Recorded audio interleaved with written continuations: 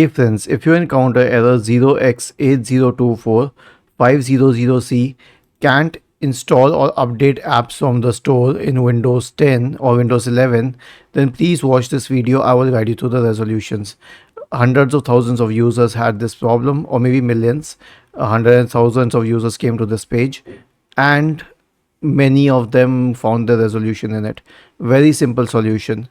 Press the Windows key and the R button together to open the run window.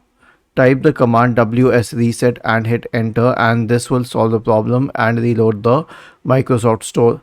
But if it does not, then follow these instructions.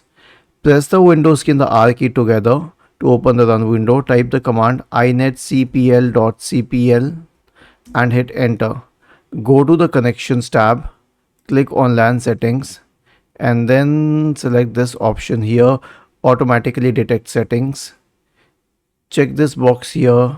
Uncheck this box here. Make this one should be checked. This one should be unchecked. The second one, it should be definitely unchecked. The setting should be as it is shown on my page, and then click on OK. Then click on OK once again, and this will solve the problem.